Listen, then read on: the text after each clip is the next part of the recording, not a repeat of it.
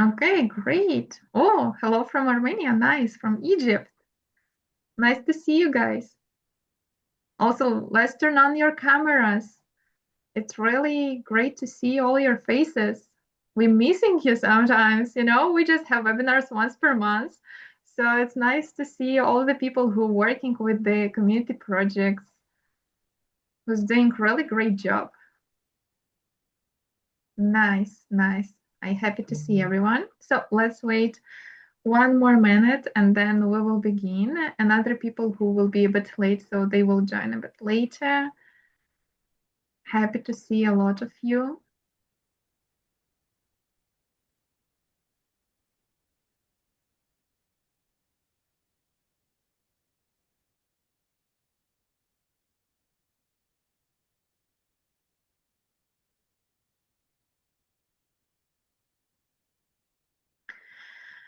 Okay, I think that we can start step by step. Today's meeting, other people will joining us as well. So before we will begin and before I will pass the word to our speaker of today's session, I would like to ask everyone, first of all, turn on your cameras and don't hesitate to show yourself. I'm also from home right now. I'm not with makeup girls, so it's okay. It's okay. We are all like family already because we've been working still a few months together with Kectil community projects, and we'll support you. So our team will be happy to see every one of you with us today. So this is the first point. Then the second one, I will ask everyone to have some respect to our speaker and check your microphones and not turn on it without any reasons, without raising your hand before asking the questions. So one speaker will do some questionnaires for you or would like to interact with you. She will ask you to raise your hands and turn on your microphones and speaks. So yeah, you can text all your questions into chat. Our team will support you and answer for all of the questions. And in the end of the session, you will have time to speak with the speaker, to interact, to communicate, ask all of the questions. She is a really nice person. She is so experienced in all of the things related to community projects and not only. So you will have a lot of useful and important information today from her. So yeah, I believe that we can begin already. So I would like to pass a word to our one of the board member, Ashori. She will conduct today's webinar for you. She is really a great expert in the community project developments and not only. So she will tell you more about herself. Also, she's doing a Kectil podcast. So if you are not listening our podcast, so I recommend to do it and follow us on YouTube as well because we are also posting their own podcast that she's doing. And yeah, Ashoti, the stage is yours. We will be here with the Crystal and Goharik to support you during this session. And guys, so we are waiting for all of your questions and all of the interaction. So thank you very much for joining us today, Ashoti. Thank you, Alexandra. Thank you so much for that warm introduction. And thanks to the team that is behind the Kectil Community Project. It's one of the best things that I have, like for me, Kectil journey has been very long. It started in 2017 or 2018. So far, the response that I'm seeing with Kectil Community Project and the way in which all of you are participating, it just fills my heart. So for me personally, this is such a happy moment to be contributing into this community project, whole journey of you building and contributing to the community project, and for me to share some experiences that I've picked up from my like experience, and also to see if there are some areas that I can help you while you're building your project. That's something that I'm so much looking forward to, and I'm very happy to step in and take that role. So Welcome to you, all of you guys. And let's begin by I'll give you a small brief introduction on who I am, because then you will understand most of the stories and most of the experience that I'm sharing today, the background from which it all comes from. And also, I want to make this as interactive as possible. But due to the paucity of time, let's keep the questions towards the end. I intend to have a lot more time interacting with all of you and taking up all your questions. So let's keep the questions towards the end. But in case you feel you might forget something, please make a note of it on a paper or even in the chat box, and our team members will take it up when we open the question. I mean, like the session for Q&A. So I'll just begin by sharing my screen. Hope it's visible. So, Yes. yeah. So today, there will be a lot of sessions for you. There will be a lot of learning points for all of you while you are doing your project. This is such a practical journey that you're having with Kectil community projects. But today, the small piece that I'm going to pick up is how do you run your projects, as well as how do you manage to run this team of volunteers, hire them, and manage the whole experience that they are having, those people who are working with you. How do you do all of that? So there is a range of topics that I'm going to pick up. I'll give you an introduction on what all we will be doing in the next coming minutes and 1 hour, basically. But before that, I'm the board member from India in Kectil, and I've been in, as I said, in Kectil from 2017, 2018 onwards. That's almost from the beginning. Almost 1 year after Kectil started, I became a colleague, and from then on, I've taken various roles within Kectil, and now I'm a board member. And primarily, I am the one who's the lead for podcasts. All the podcasts that you listen to, me and my team actually handle all of that. Also, if you go to the website, you must have seen the Kai, the Kectil AI. That's also a project that I'm heavily invested in. I'm lead for both of it. So these are the two things that you would actually see where you see my face or some way of me in my presence in Kectil. And also, I am an entrepreneur. I've been running my social organization called Avasar Shala for close to 5, 6 years now. And also, I have I have founded and also run couple of, social communities. It's not a organization, but I would say it's a community that does social projects. So some of you might be familiar with something called Global Shapers. It is a youth wing of World Economic Forum. I am a founding shaper for a city called Amravati. So where we do a lot of these projects, community projects, which are run by volunteers, totally just by volunteers, and mostly even without any funds. So that's the space I come from. And also, you might be familiar with something called Ashoka. That's a global organization for social entrepreneurs.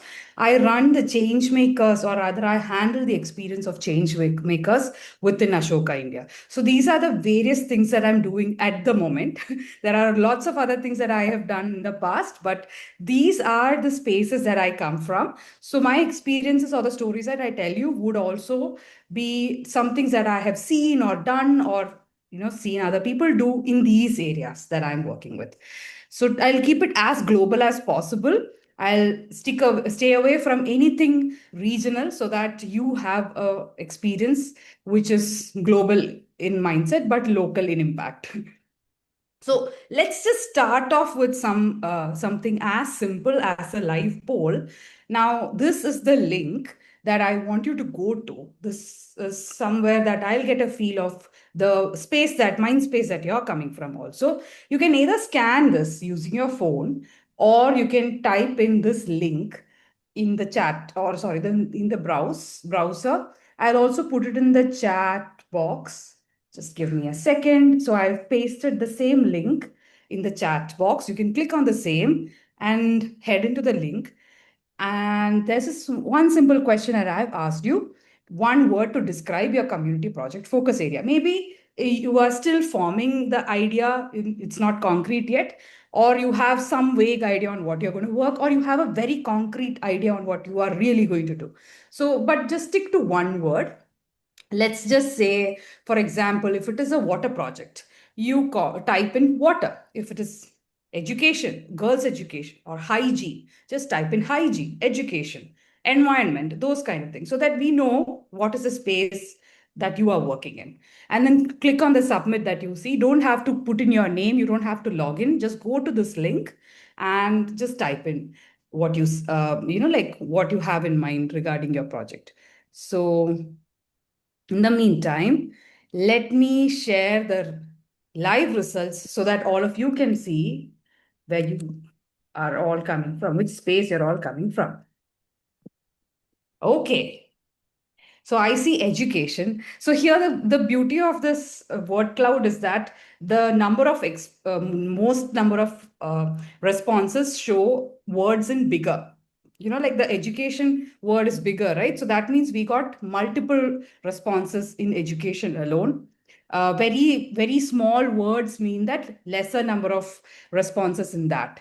So, like for example, I see geriatrics and drainage, clean sustainability, all having the same size, which means there is only one or two people working in that. But education seems to have a bigger font size, which means more number of you guys are working in it. Okay, so let's see how much. We'll take like a few more seconds. This is also something that would help you understand where other people in this cohort, where or which areas that others are also working in. I see education is still trending. Mental health is also bigger. Technology is also bigger than the rest of the phrases. So I would say these are the three main areas, or rather, where more number of people are working in. Now, climate has come up a little bit. Great. We'll just give ourselves a few more seconds on this activity. Innovation. I see geriatrics. That's something that that's trending and upcoming. So whoever is working on geriatrics, good job, seriously good job, because that's one of the areas that is predicted to just become huge in 2027. So even when there is AI and all that, geriatrics is going to blow up like anything in 2027. So kudos for that topic. And also clean water, sustainability, that's always required every time. Opportunity, environment, sustainability, housing, finance. Then I don't understand that word because I see it's not a language I speak. Then wellness, great. So mental health, wellness, there's education and policy, there's education alone, climate, technology. Great. Shall we wind up this exercise? So now when I'm going into the examples, I probably might try and see to stick to like different domains. But me being in so my organization, Avasarashala, is also into the education and technology space. So I may have a slight tendency to give quote examples of projects that run under education. So that's a small bias I might have, but still I see there are more number of people working under education, so that's fine. Great. So this result, you can, if you really want to keep seeing the results, I can put that in the chat box too. This link is where you would see the results. But that hasn't changed in the last couple of seconds. So I guess education has actually the most trending topic. Let's move on to what we have as a plan or a layout for our coming 1 hour. I'll stick to 60 minutes of discussion or less than 60 minutes, and let's put more time for like the Q&A or any general discussions you want to take up. So the first thing that I would talk about is planning your project, step-by-step process. So I'll give you a few tools, or rather ways in which you can plan your project that I have personally used I'm still using in my career. Building your team, that's basically I'm going to talk about not any paid employees but volunteers, because community projects as well as any social projects always banks on volunteers who give us their time and effort without expecting much in return, but it's up to us to really engage them. Then how do you stay on track, because you have such a huge team of volunteers, yourself, a huge idea that you want to execute, so many people waiting to get that impact. How do you stay on track with your project? That's one thing we'll look into. Then the pitching and resources. I will not delve too much into this because I know one of the topics that are coming up is about fundraising, or helping you figure out the resources to do it. So let me not go into that. But always, while you're starting your project, you need to know how to mold your story very well in order to, even convince someone to join your team, or even convince a beneficiary on why your project is a good idea. So for that reason alone, I'm going to just help you structure a basic idea on how a pitch should look like as quickly as possible. Just a very bare bone structure which will be taken up and explained by other resources, that other speakers that come in the later stages. But let me just touch upon it so that you have an idea from the beginning itself.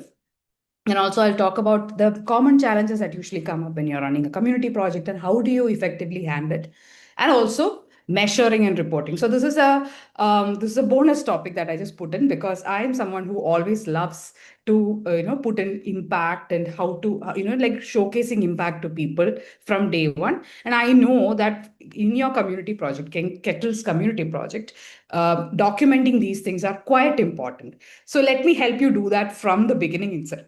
And that is why we have all these topics laid out. And the minutes that I have mentioned, I know I'm a talker. I just keep on putting things and that come into my mind. So I don't know if I'll be able to stay on track with the timeline that I've put in.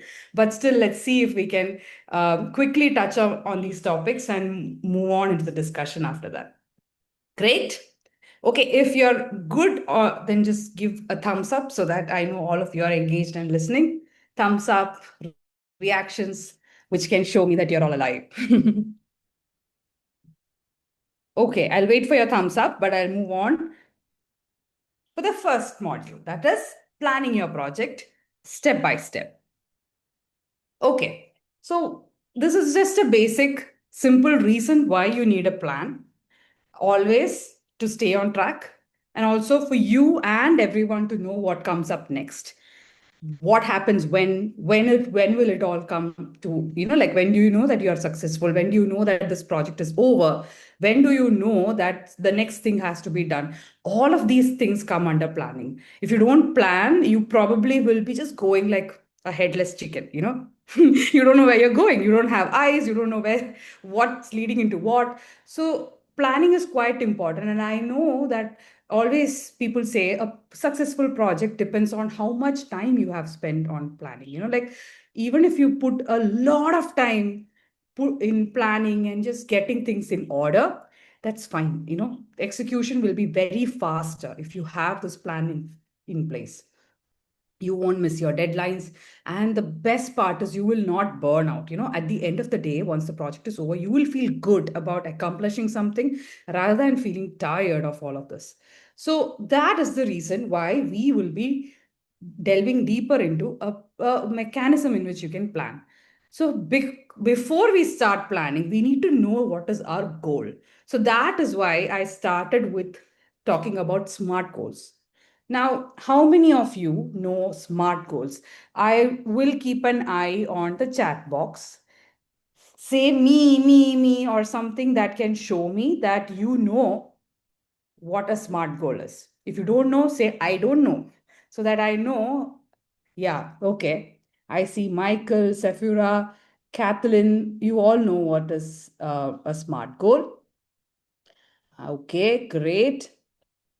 Great. So I'm speaking to an audience who knows SMART goals already. So makes my job faster. But still, I also see a lot of I don't know. So now I know I need to delve deeper. Great. Specific, measurable, achievable, relevant, and time-bound goals are called SMART goals. It's not just that you are brilliant or you're a person who knows how to do it very well, so it's a SMART goal. No, it stands for specific, measurable, achievable, relevant, and time bound. Now, let's see what all of these things are. Smart and specific is that you define exactly what you're doing. Who does that? Why is it done? And where is it done? This is being specific. You cannot just say that, like, I intend to clean up the beach. No, you have to be very specific. Which beach, when, who all will be doing it, and why are we even doing it? So this falls under the first part, S, being very specific. Then measurable. So, as I said, when do you know that you've achieved your goals? when you have a quantified number that you reach, right? So if you say that I will collect 30 kilos of waste from the beach, once you hit the number 30, you have reached a certain standard that you have set for yourself. Or if you're saying, I will clean 5 beaches, once you've done 5 beaches, you have crossed the success limit, right? What if in that time frame you were only able to do 3 beaches? Now there was either a problem with the planning or problem with the execution, and maybe the next time you should be a little bit more realistic in what you like keep as your goal. Maybe you should reduce the number of beaches or increase the number of people involved, those kind of things. But if you don't have this sort of measurability factor, you will never know whether you're in the right track or not. So this measurement piece is more important than you can imagine. Having an idea, and I know, like people who are doing their projects for the very first time, you might be wondering, how do I even know what is the right number? Like I can say 10,000 beaches, I can say one beach, which is the right word. So sometimes you never know the right one unless you start executing. But having that number, like you say, I will be clean 3 beaches. And once you've done three, it was so easy. You probably could have done 10, and you can actually achieve 10, right? You just do it. But only if you just put that initial number, you will know how to measure yourself or your own project and where you're progressing. So, measurability and putting that number, quantifying is very important. You can't be very qualitative about it because I will do a good job. It doesn't work. I will do specifically these number of things, is how you would define it. So an example for specific is if you are doing a digital literacy camp, that's the example I've given. You will say how many children or how many girls. So I said girls here because there is a reason. Oh, this project that I have put in as an example is a digital literacy project for girls in Nairobi, for example. Then I would say I'm training girls in digital literacy where in the Nairobi Community Hall. Now measurable, how many girls?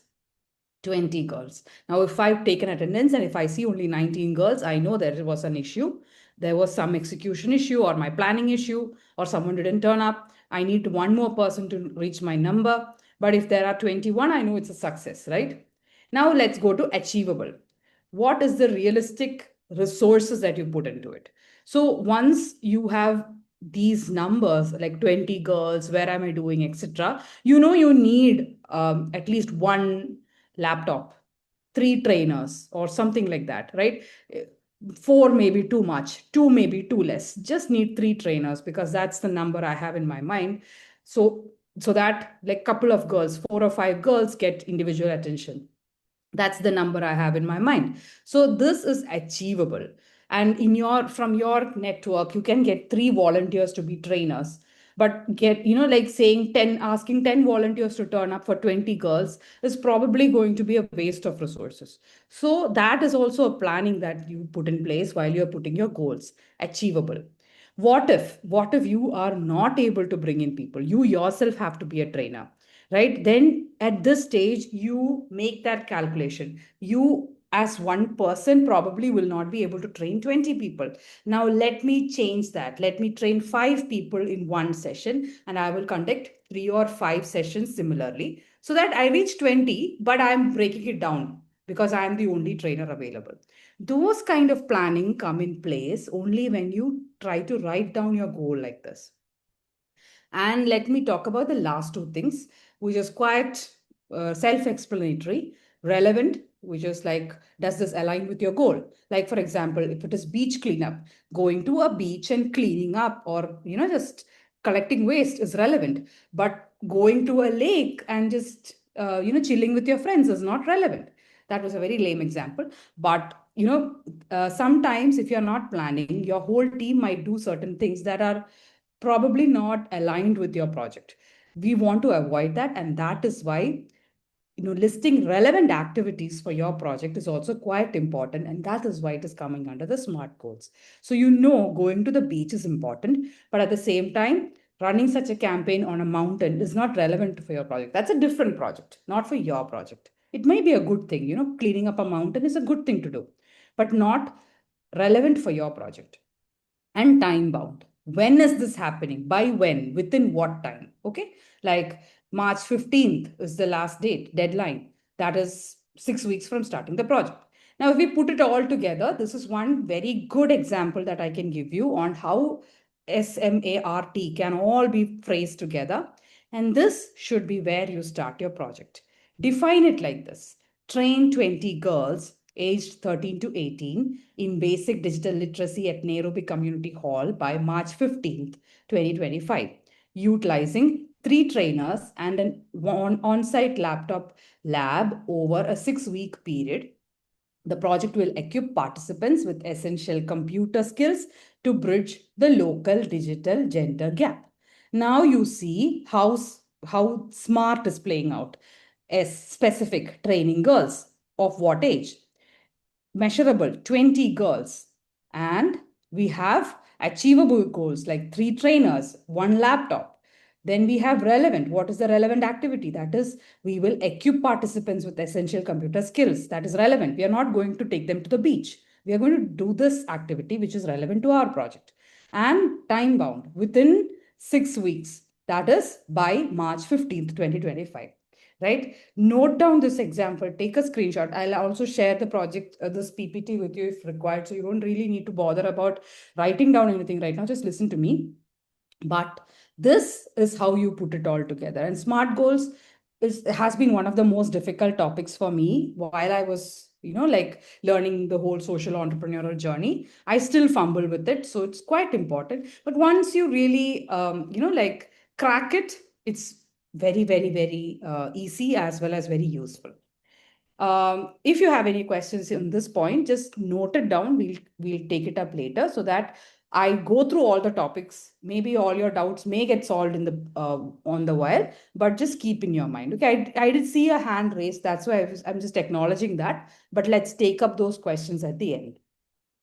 So I'll give you two major goals in project planning. One is work breakdown structure, which is breaking down all the activities of a project into different buckets. For example, the education idea that we just said. What is our major goal? Bridging gender gap through digital literacy campaign. That's the example for the SMART goal that we fixed, right? Then we can break it down to different phases. Phase 1 is probably advertising about this. Phase 2 is getting trainers, putting in the resources, setting up the lab. And phase 3 is actually doing the literacy campaign, right? So once you divide it into 3 phases or 3 buckets of activities, now you can list what all comes under it. First one, like if you're actually the first phase is reaching out to the community and telling girls about it, what can be the activities? Advertise about it or create posters, talk to them at schools, reach out to them in WhatsApp. Those kind of things can be each of the activities that you list down under one bucket. The second bucket would be getting trainers and mobilizing resources, right? Then fundraising or calling out for volunteers, hiring volunteers, training the trainer. All of these come under the second bucket of activities. The third bucket of activities is actually doing the day. So you can be like, like getting people, getting the venue ready, or actually doing the project. So like training them for 1 hour, taking up the questions, follow up assignments, or any sort of collecting feedback. All of these come under the third bucket. Now this is how you divide. After writing a SMART goal, you divide your activities, and work breakdown is actually you're breaking down all the work that you need to do under each of these category of work. Now this is the basic format with one example. You write down your project's main goal on the beginning, and then you write it down in phases. Maybe phase, or rather, things are not happening serially. Maybe you can write it down like bucket of work that needs to be done. So the phase 1, phase 2 will probably won't be relevant. You can write it as buckets of work. Bucket 1, bucket 2, bucket 3, etc. Then under that, these are like some examples of things that you can include: defining the problem, surveying your area, getting permissions. And in the second phase, it could be like recruiting, running activities. And the third phase could be like putting out word in social media, final report submission. These are all, this is actually the example, and the things that I've written are basically how you would be expected to do, like basic things that Kectil community project would expect you to do. So that is also the reason why I gave these, wrote down these things, because phase two might be different for everybody, but for phase three, you really, really do need to give a report and, like collect all the materials, put it on social media and make a news, or all of that will be good for you. So that is why these things have been mentioned here. Okay, now one more other thing in the project planning thing is the Gantt chart. So this is how we would define our timelines. Once you know the goal, once you really know what all are the work that you need to do, you can actually list down on the left side, you would see plan and permission, recruit volunteers. Irrespective of what phase or bucket the activity comes in, you write down the work in a long list. Then you on the other axis, that you write down the time period that would take, like week 1, week 2, week 3. And then the colored bars you see, that's the time period you expect to take for each activity. For example, taking a planning and taking permissions, you expect that it would take for the whole of first week and half of the second week. So you mention it that way. Now, recruiting volunteers. You see there is an overlap. That means you probably can start recruiting volunteers within the second week of the project. You probably don't need to wait for all the permissions to be in place. But within the first week, you will have an idea whether or not this project will be feasible. And by the second week, you can start reaching out and recruiting volunteers. And you can see that it can go on up until the third week, even when the plan and permission phase is over. So sometimes when the overlap is there, the team is working on two different things at the same time. Now, if you see buying materials, it will start somewhere at the end of week 2, and so should the cleanup running, like the active start of the cleanup event or something like that. These are just examples, but this is how probably the planner would plan, like, okay, I'll buy materials on the day that the event is starting out. I probably wouldn't do that, but this planner basically thought that let me buy the materials on the same in the same time that the activities are going on. But I probably will have a lot of these items. I wouldn't need to buy anything further. So this activity ends before week 4, but my event is running up until week 5. And somewhere simultaneously, I'm going to start putting out social media, contacting news agencies and telling them about our existence. And also towards the end, I will start writing the impact report, so that I'm not keeping it towards the, like after the project, I'm doing it parallelly. But planning is over before the project starts. If you see that, there's a buffer time in between, but basically this is called Gantt chart.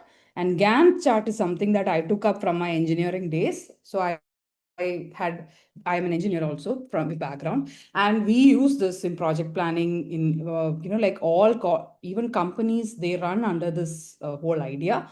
There are a lot of new tools that have come up, but this is the basic, the ABCD of planning, where you, like if you're planning and getting your permissions leak up into week 3, there is a very bad issue going on and your whole project can get delayed, right? So if it is winding up before week 2, you're on track. So this is why we put this timeline. And where do we get these activities? We get it after we create a work breakdown structure. And where do we get these activities and work breakdowns? From the SMART goals that we created. So this is the order in which I would do personally: create SMART goals, make a work breakdown structure, and go into the timelines. Great. So there's a small activity for you. You can put it in your this chat box. What are 3 main buckets of work or phases that you imagine in your community project? No pressure. If you don't want to put these things in the chat, I will not force you to do it, because some of you may still be very in a very nascent stage, or maybe you don't want to share it in the public forum like this. No pressure on it. But if you are comfortable, please put in these questions so that you are thinking, at least write it down in a piece of paper. 3 main phases of your project that you can use for work breakdown structure. When does your project start and stop? You probably Cassie, can I'm here say, too. So yeah. Was that sorry? Okay. So you can note down when does it start and end, and also one major milestone you will hit first. So this gives you an idea on what you're going to do, and I will not take more time on this part of the whole, but this was the most important part of our discussion. I will take a moment, just a moment, for you guys to assimilate all of this.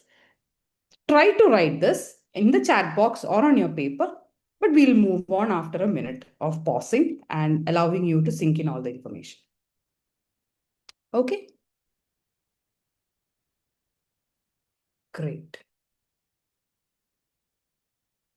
So, three main phases or buckets of work you want to do.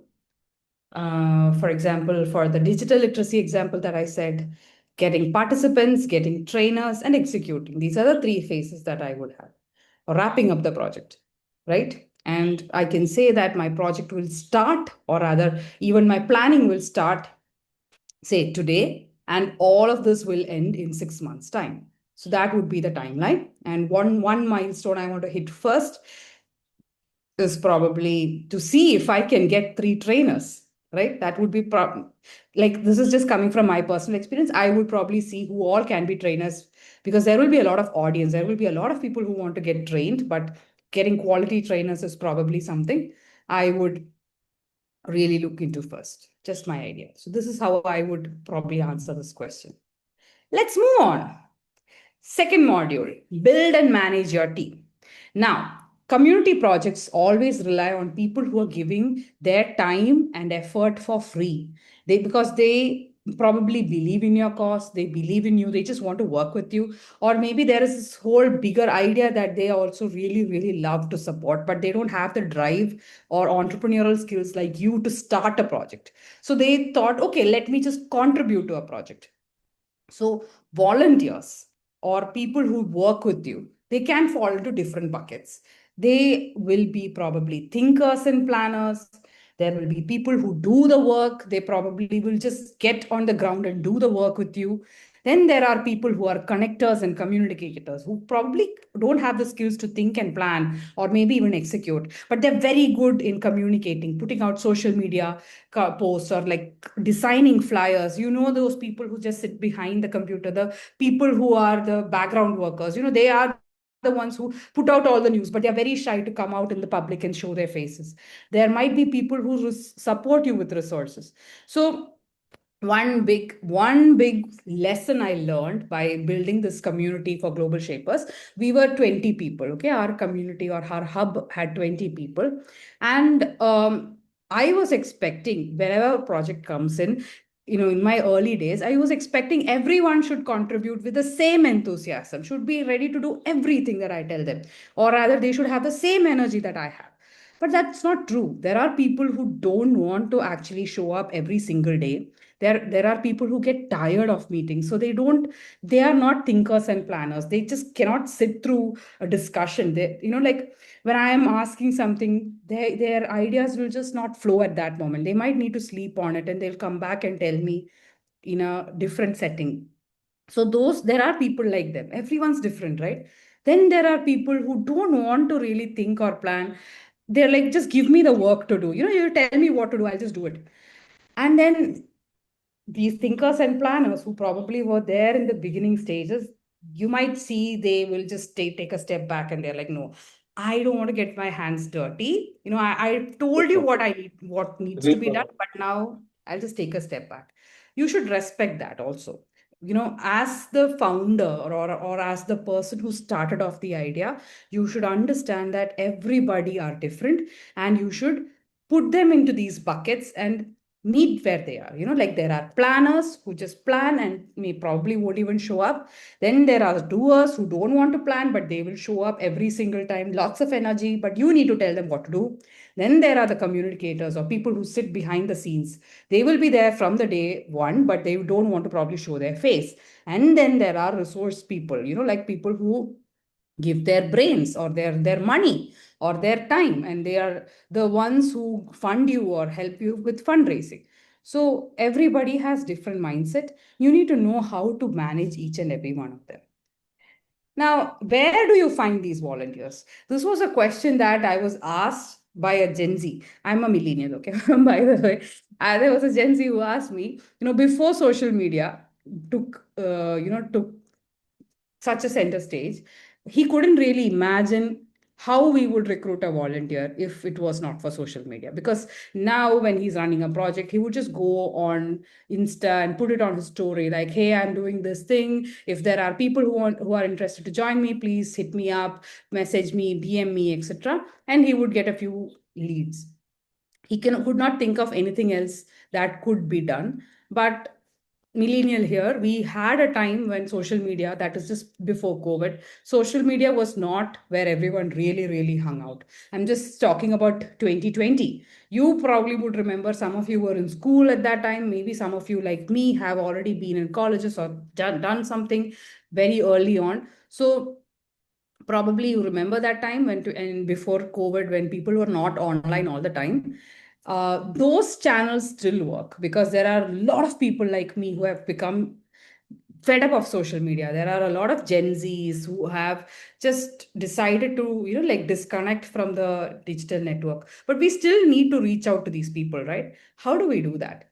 Go to universities, speak with them there, hold sessions there, just on a lunch break or a break, like a period or a class time when there are free sessions. You just go in and talk to them, say that, "Hey, I'm doing certain things. If there's someone who wants a different experience than your college and studies, please connect with me. We can do this together." That's one way you can do it. Social media, of course, you guys know better than me how to do it. Then partner organizations. Once, if you are doing something like digital literacy project, there are a lot of forums that are already existing, bigger NGOs or network of NGOs who are into digital literacy. Maybe you can connect with them. They themselves will give you some volunteers, or they will be like, "Hey, we can help you do these things. Why don't you partner with us?" So that is a very good way in helping to resource mobilize as well as to get people and volunteers. Online platforms where you can list your volunteer requirements is another thing. So Instagram or social media's platforms are not the only way, but there are also some very traditional places like Volunteer Match. One of my friends is running an organization called Social Platform, where she is listing NGOs or such community projects and the volunteer requirements. So this is just a social media for volunteers who are interested in community projects. That's a very small network. That's why I've not listed here. It's a very regional one, which is probably only active in India right now. So that is why I've not listed it here. But there are, in your locality also, if you just check around in LinkedIn or somewhere, there will be a lot of people who do this, connecting volunteers with good, meaningful projects. So you can list your project in that and get such good volunteers, your own network, friends. So once I started my startup, when I had officially registered my company, there was this mentor who had told me, your first set of people, customers, funders, or even the people who work with you, all come from the FFF, friends, family, and fools. Because foolish people would be more willing to put in their money, time, and effort into something that's quite new. But I don't believe that. But friends and family, that's where you go to find people like you, your tribe, who can work with you, who can actually contribute with you together, volunteer with you in your project.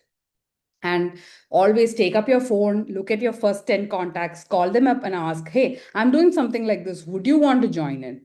Do not hesitate to use that call or put a message and see if your own friends and family are ready to just give their time. And most of the time they do. Like, sometimes you've not spoken with them for a very long time, but they are a good resource. You just give a call or just message, and you will be surprised to see that they'll be very happy to join in. So banking on your own network for the very first few people to work with you is a very good idea, especially for a community project. Then local businesses. Many companies, they have this thing called corporate social responsibility, CSR, right? But your community projects are not registered entities. I'm just guessing. Most of yours is not. It's just a very nascent beginning stages. And companies probably won't be ready to give you money. but they might be looking for very good experiences for their employees. And they might be like, hey, we are a technology company. If you want to build something in technology, maybe three of our employees can volunteer for you on a weekend. Those kind of things they'll be ready to do. Maybe they'll give you their venue, or they will call you in one of their events. So reaching out to local businesses and partnering with them for anything even other than money, sometimes money also if you are lucky, would also be a very good idea. So these are some of the ways in which I personally have been reaching out to volunteers, and these are some of the ways in which I would encourage you to do too. Okay. All right, this is just a very basic list of things that came to my mind.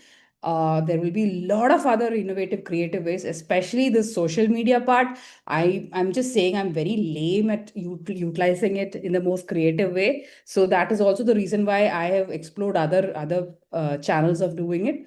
But I'm pretty sure there will be at least 20% of you guys who are just like me. So that's why I put in all other channels. But if you're very good at social media, golden opportunity to utilize. Now, when you're going into hiring or keeping volunteers, or rather engaged volunteers, is something everyone wants, who contributes in the same energy from day one until the last day. How do you motivate them? How do you keep them doing the same thing over and over?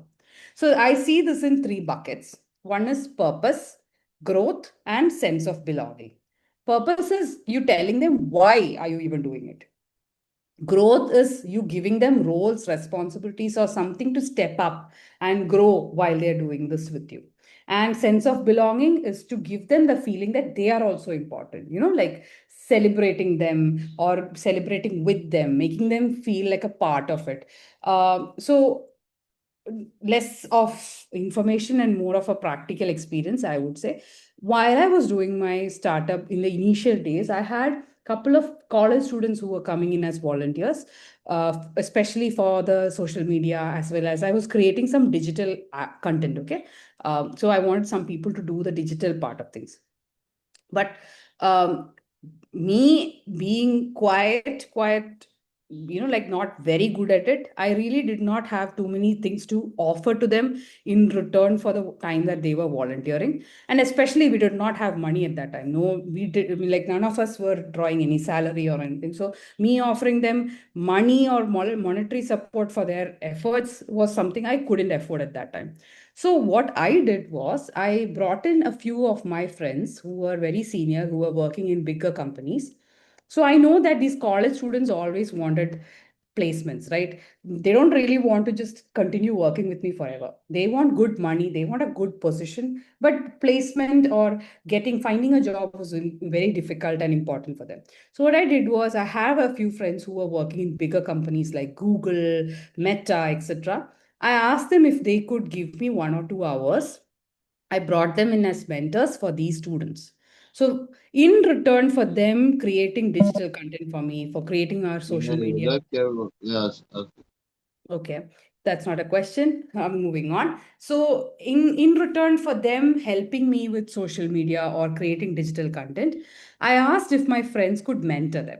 So these students who are volunteering with me, for them it was such a huge, opening to find a mentor or get one ready-made mentor from Meta or Google or places that they wish to work in the future, right? Getting that first referral or first connection from a big company was a huge thing for these students, which was not accessible to them within the college.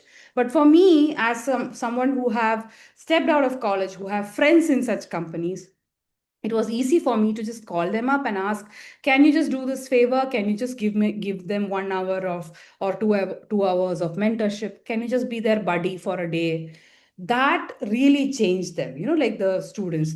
Actually, they all went on to get good placements, like they went and joined bigger companies after their volunteering stint with me, with or without the support of the mentors that I gave them. But I could see that their way in which they, did everything else, like even going for interviews, which had nothing to do with my organization or the work that they were doing in my organization.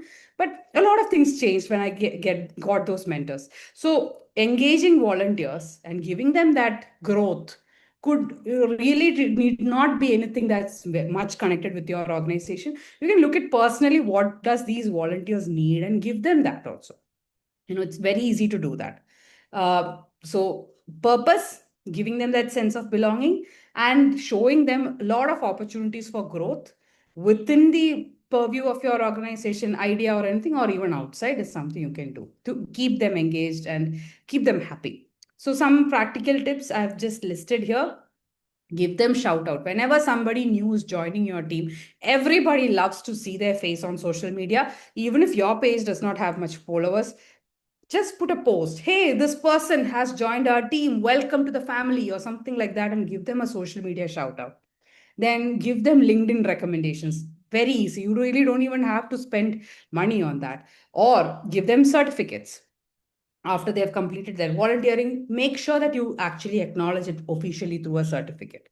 Or you can create Telegram groups or WhatsApp groups that are fun and engaging, like have activities within the groups, or hang out.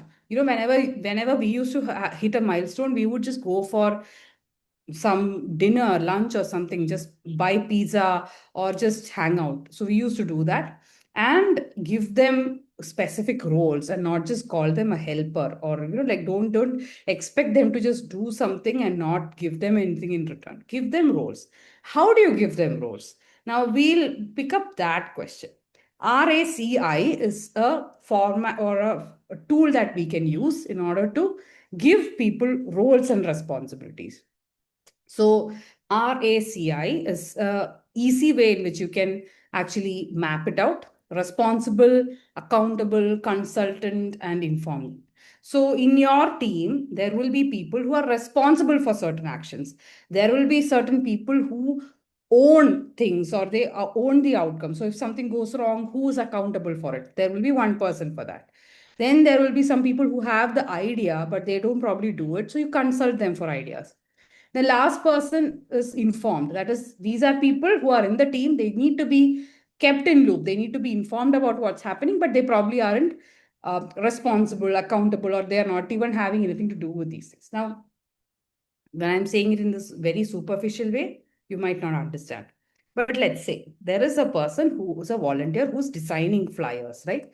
So this person is responsible for designing the whole flyer. But the team lead is accountable, or the person who, whenever something's go wrong, team lead will go and ask the designer, hey, have you done that? So the accountable person in that flyer designing activity would be the team lead. But the person who's responsible is the designer. Now, if we have someone who knows good art and has some sense of how layout and things should be, but they don't design, but they just have a sense of idea, that would be a consultant. You would go and ask them, hey, what are some of the colors that would, like go well with our project? If it is education, should we go with red or green? And then they would be like, none, both, not both. We will go for yellow. So this is a consultant. You just ask them these questions, they give them your opinion, and they go away. But they are still involved in that information part.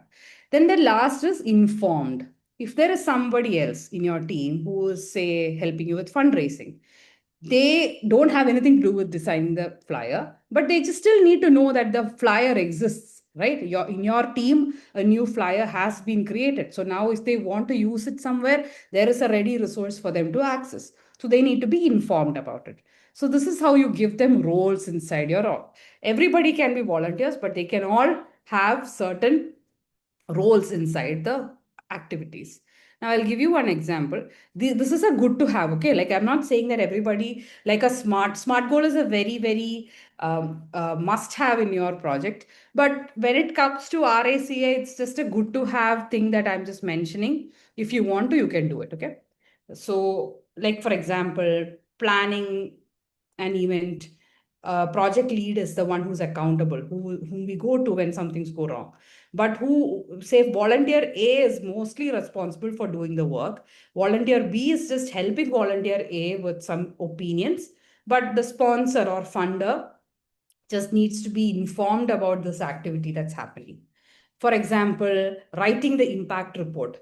Project lead is actually accountable. The project lead will look whether or not things are happening. But say, for example, volunteer A is writing the report. But if there is something that needs to be asked or some information, extra help they need, they would ask volunteer B, who's a consultant in that. But the sponsor just needs to be informed that this activity is ongoing, like impact reporting is ongoing. The last one is a different type of example. Approving the budget. Who's responsible? The sponsor is responsible. But who is accountable? The project lead. But at the same time, when the sponsorer or the funder is approving the funds, they will definitely ask the lead for some information. So the lead will take a consultant's role as well. Volunteer A and B does not have anything to do in this, but they still need to know that the funds have been approved or rejected. So they are the informed roles. Just good to have. This is not used too much in the like in the real life scenarios, but this is how it is usually panning out, even when you don't put this in a table. So I just wanted you to, just know that such tools exist. Everything in project planning is tools, okay? Like everybody uses one or the other things which are ready made, and this is one of the tools that are popular but not too much out there. Okay. Now, because we don't have, we are going in that flow, I'm not taking any break or pause here. So, if you're feeling overwhelmed or something, just grab a glass of water, drink it just like me. And let's go to the module third one. That is keeping track of your project, right? Let's see how can we stay on track and not lose our way while we are doing this huge project that we are planning. So one major free tools that I have used through the past 6 7 years of my journey in different things are Trello. Trello is quite old now. We have Asana, Jira, and a lot of other workflow tools. Trello is by far the most easiest one that I've used. So it looks like the PPT that I'm showing, right? There will be a title and there will be cards. You can just click and drag these cards in Trello. It's so easy. The way I have actually designed the PPT looks like how Trello usually looks like. Anybody who have used Trello, you will see that you can do this thing called to do, doing, done, and then just click and drag the cards or rather text that you've written under each of these buckets. So it's so easy to use. So Trello is where I still I still use my project planning inside Trello. It's a very old tool. Then Google Sheets, of course, Excel Sheets or Google Sheets, most easiest and most accessible one. You can share it with everybody. So Google Sheet is also something I use. Groups, WhatsApp, Telegram groups. I usually create a group, working group, master group, and also one admin only announcement group for each of my teams so that nobody misses the messages. Create a community and put any announcements inside the admin only announcement group, and I pin those messages for the week. Have you guys used Notion? Notion is also very easy. It's one of the most intuitive, easy to use tools that I discovered during the COVID time. It can come up like a team wiki. You can put in all the documentations, all your notes, everything inside Notion, and you can share. Some people even create websites on Notion. So once you log in, you'll see it's so easy to use. Mobile, laptop, everywhere it's the same. And best tool that all these are my best tools, okay? Very easy for anyone who is not technology friendly. You can just start off with these things and gradually move into bigger tools as you progress. Now, some good activity that I had done. So sorry, trivia, I had also worked with Amazon. Okay, I was a team lead in Amazon way back, long back. And during the, when I'm saying long back, I'm not too old, okay, guys. I'm just saying a while back. And while in Amazon, one thing we used to do is this weekly stand up. Like we don't stand up. We would just meet as a team and just discuss a few things like what each of us did this week and what will we do in the coming week, and is there anything that is blocking me, like some information that I don't have right now, is there some help I need. those kind of things. So this way there will be certain people who are very silent, some volunteers who are very silent, and you really need to just poke them and jolt them into action. If they are forced to give you this information as a voice note or as a message, as even like you're meeting up with them physically, you ask them to give their responses in this format, they will have to say something, and that is the way you can actually activate them. Because I'm saying is, it's not like everyone's going to have the same motivation every time. There will be some personal things that come up. Anyway, they're volunteering. Anyway, they're giving their effort and time for free. So there will be some days that they'll be like, why do I even have to do this? And they probably will slack a bit. How do you keep track of them? How do you make them, like progress the way you want them to progress? This can be a very small accountability exercise that you can do every week in order to make sure that everyone stays on track. And you, especially you as the project lead or the founder or the person who started it off, you should also do this in your group. Okay, only then accountability will be a two-way exercise. You should also put in stating what did you do this week, what are you going to do next week, and also is there something that's blocking you from doing certain like meeting certain goals this week. So that's something I used to practice, picked up from Amazon, which I still like, which is why I'm sharing it here. Okay. So now, when it comes to tracking, I'm just touching upon this because impact measurement is a huge topic that I don't want to be taking up just like this and just leaving it off in 1 or 2 minutes. But read up a little bit about this output, outcome, impact. What's the difference between all of these things? This is how you should always structure your like when you're tracking your project's success or impact or effectiveness. This is what you should have in your mind. There will be outcomes, but the output and outcomes are different. Okay, output is what you do, like a beach cleanup. You did 5 cleanups, you went to 5 beaches and you cleaned that place. You trained 40 young people to clean beaches. That is outcome, sorry, output. That's what you see, you've done that, you can see tangible results that you see. But what is an outcome? Outcome is different. That, like a beach became more clean, like how much clean? 80 percentage clean, there is some more trash left, but you have still done something, that is the outcome. Then after these 40 youth got trained, maybe 30 of them got jobs, or 30 of them graduated into new projects. So that will be an outcome, which is not directly something that you have done, but it has come as an outcome or a result of what you have done as an output. So output would be how much you did, what did you do, like what did you achieve, etc. But outcome would be what is the result. Now I know it's quite confusing, and that is why I'm saying, this is one topic in itself. I can speak about it in 1 hour if you want, but let me just park it here. I want you guys to go back and read what is the difference between output and outcome. And whenever you are crafting your pitch or report or anything, write it in this format: output, outcome, and impact. Impact is something long term. Outcome is short term, but impact is long term. Why does this even matter? You clean the beach, it has become 80% more cleaner. What does that matter for anyone? Maybe 2000 community members now have clean drinking water. It did not happen as a result. The very next day that you cleaned up their beach or the river, did not happen that way. But it happened over a period of a year or so. So that is the impact. Now, in your community project, because it's a very short period of time that you're involving with Kectil community project, maybe the impact is something you wish.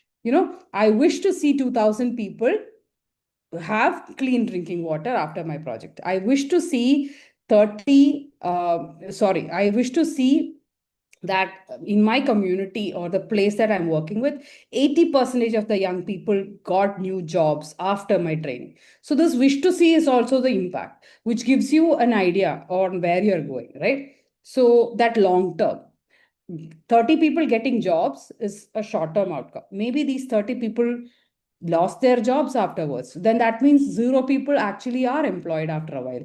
But what if this result is sticking on, and 18 to 20 people, 20% of the people actually have long term careers after your activity. That's the impact, which is long term. And if you're running your company or project for 3 or 4 years, you can probably define the impact and say that I have achieved this. But in short term experience, short term commitments like the community project, you can also write your wish or goal, like this is what I intend to do if I keep doing this project for 3 years, right? Read up a little bit more about it. I know a lot of you must be confused. It's not as easy to understand as all the topics that I have discussed so far, because it took me all my, like around 5 6 years to even understand this concept. So note it down and go and read up about it. But why did I even mention this? Because it's so professional if you understand this and put this in your reports, because people just look at you very differently when you know what an impact is and you speak in the terms of outcome and impact. So good to have one experience when you're doing a project. Now let me briefly touch upon the pitching part. This is how you should have a structure in place. Once you have written your SMART goals, now you know what the problem is and the solution. Try to create one line explanation on what is the problem, what is the solution, who benefits it, right? Like a beach cleanup, is it the marine life, the fish, or is it the farm, the fish, sorry, like the community that stays on the beach side? Are they benefiting out of it? Who will support this? Who will give the money? Who will give the brain support? Who will give the resources in terms of information, or like go and execute it? The people who will actually do it on ground. Who are these people? And call to action. Call to action is at the end of all your pitches, maybe you can ask something. Hey, if you are interested, join us as volunteers. If you are interested, put in money. If you are interested, we can do a partnership. Though that is called call to action. So in pitch decks, especially when you are a startup or something, in pitch decks, I have seen the last slide is always just a thank you for listening. I would scratch that, and my last slide or the last part of my pitch would always be whoever is listening to you, tell them what they need to do. Like maybe you can join me as a volunteer. If you have good connects, maybe introduce me to somebody. Or if you have money, give me the money to give me the funds and join as a sponsor. That is call for action. Of all these things, for me, that's the most important one, because anyone who's listening to you, they should understand why they were even listening to you, right? So everyone usually miss out on the call to action part. That's something, if for you, I mean, like that should be the most important takeaway for you from this slide. Call to action. Anyone who's listening needs to be instructed very clearly why are they even listening to you, right? What is something you ask from them? Problem, one line solution, who benefits from it, what support does, like what does the volunteers do, what does these resources do. That's the execution part, and then the last is the call to action part. Now I'm just touching upon this because someone else will be speaking to you about fundraising, mobilizing resources, etc., in much more greater detail. But this is the starting point of it. Why did I leave this slide here? Why do I have this information for you today? Because from the very beginning, when you are putting in your goals and when you have put down your work breakdown structure, when you have started executing, there will be a lot of instances like hiring volunteers or even getting some mentors for you who would ask you to give them a project proposal. What goes into this proposal? These are the information that usually goes into a proposal: the problem statement, the solution, the beneficiaries, and the work that will be done, and then the call to action. So that is why this has been left in this discussion, touched upon in this discussion, so that very early on itself you try to make a note of all of these things.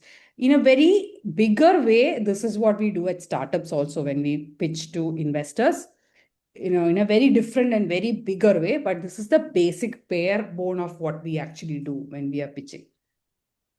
Okay. I know I'm going a little too quickly, but I hope I'm not confusing you with a lot of information, not dumping a lot of information on you. But now we'll go to a very light thing called handling challenges. And this is just theory, very very theoretic way of handling challenges. Every each and every one of you will have your own method, but my whole idea is have these methods in place or have these backups in place. And I don't want any one of you to panic when some things go wrong. Panic is the last thing you should do. What can usually happen? Volunteer drop off. People who are working with you just suddenly disappear because you're not paying them anything. Even when you're paying, people disappear like that, right? So what happens when volunteers just they don't just show up?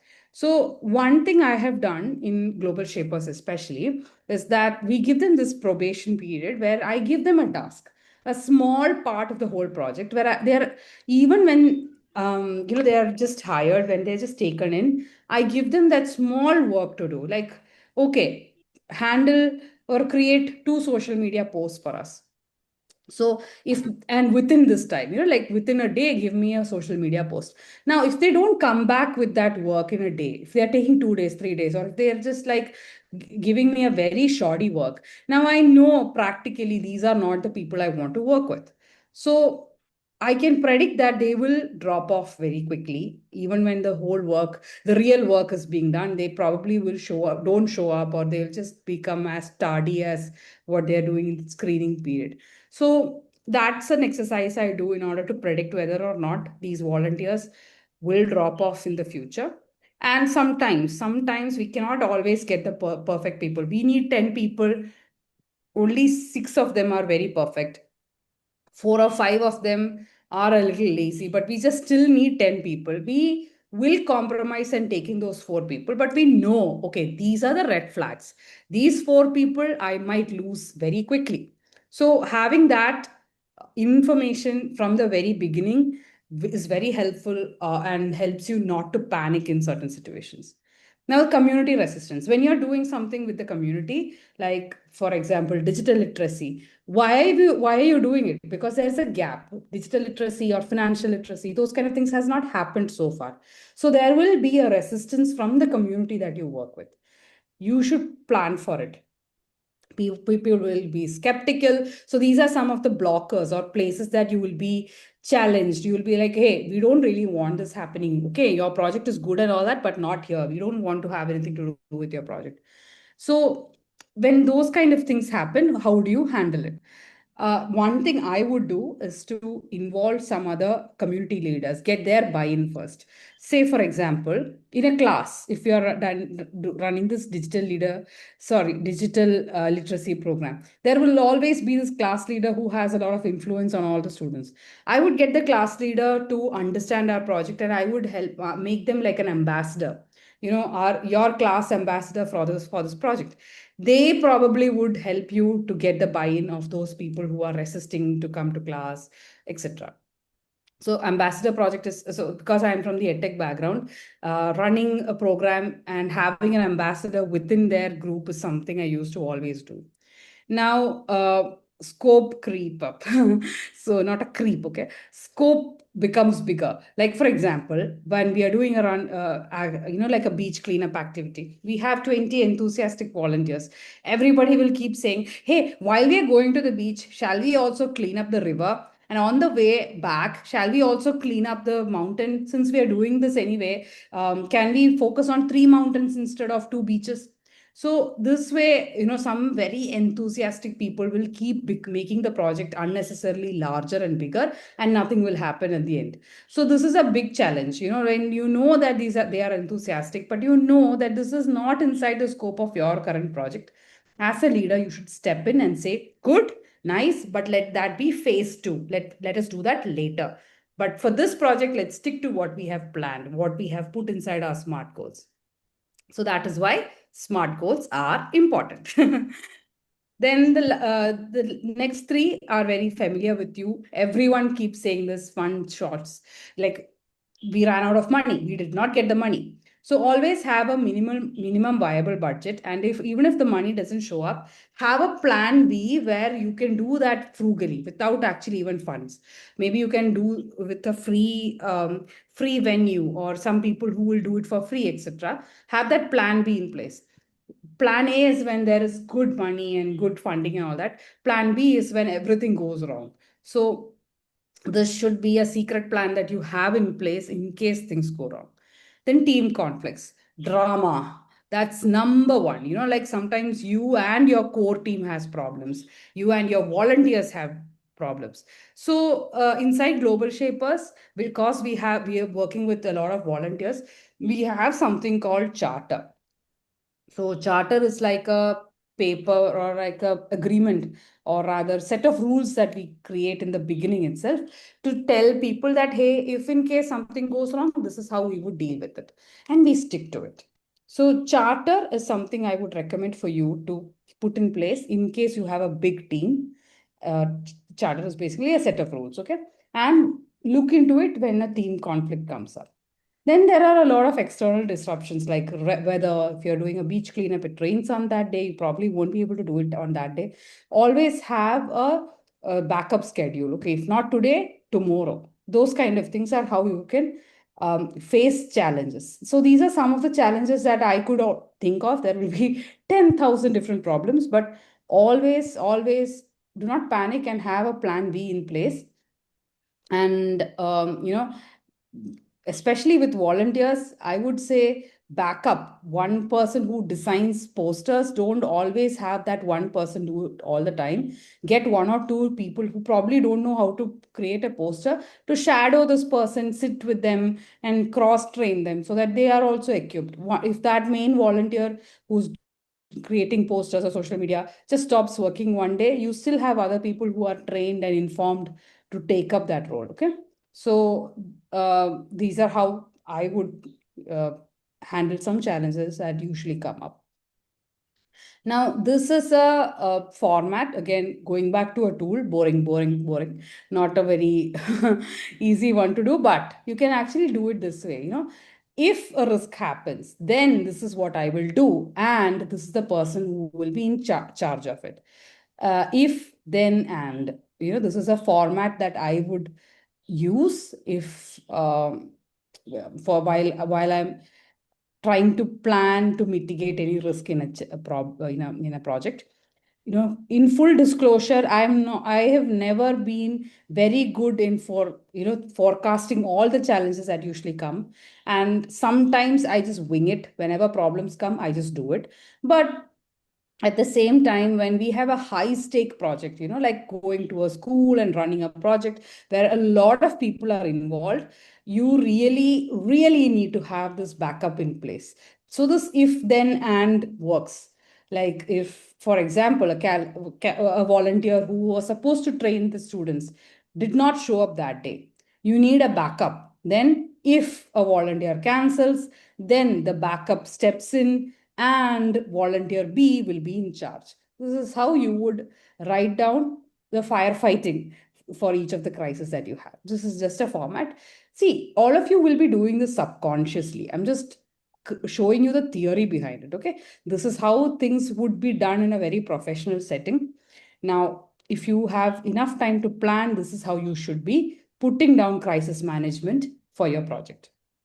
I've given a few examples, but let's skip to the last module, that is measuring impact and reporting your story. Now, this is a bonus that I mentioned, right? Just a bonus, which is probably not part of the planning phase, but you will understand why I put it in here.